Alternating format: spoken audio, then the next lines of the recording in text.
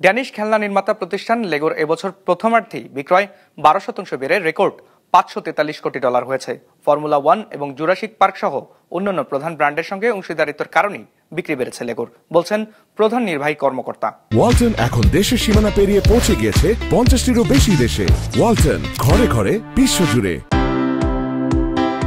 খেলনা হিসেবে লেগোর জনপ্রিয়তা বিশ্বজুড়েই। বুধবার ড্যানিশ এই খেলনা নির্মাতা প্রতিষ্ঠান জানিয়েছে এবছর তাদের প্রথমার্ধের বিক্রয় 12% বেড়ে রেকর্ড $543 কোটি হয়েছে। লেগোর প্রধান নির্বাহী নিলস ক্রিশ্চিয়ানসেন বলেছেন, খেলনার বাজার আসলে এই বছর আবার প্রবৃদ্ধিতে ফিরে এসেছে, কিন্তু আমরা একে ছাড়িয়ে যাচ্ছি এবং বাজারের অংশ দখল করে নিচ্ছি। বৃহত্তর খেলনার বাজার বেড়েছে প্রায় 7%। লেগোর বিক্রি সবখানেই বেড়েছে।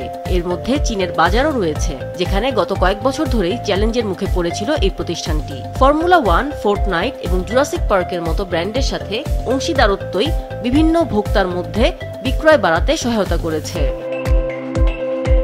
অর্থনৈতিক অনিশ্চয়তার কারণে বাণিজ্যিক অস্থিরতার পরও স্টার ওয়ার্স এবং হ্যারি পটারের মতো দীর্ঘমেয়াদী ফ্র্যাঞ্চাইজি আছে লেগোর। তবে মার্কিন গ্রাহক ধরে রাখতে সস্তা পণ্য নিয়ে ব্যবসা করার কোনো প্রবণতা দেখায়নি প্রতিষ্ঠানটি।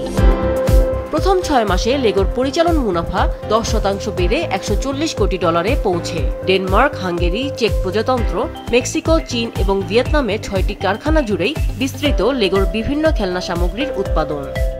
আমিনা লুসি, বিজনেস রিপোর্ট, মাছরাঙা টেলিভিশন।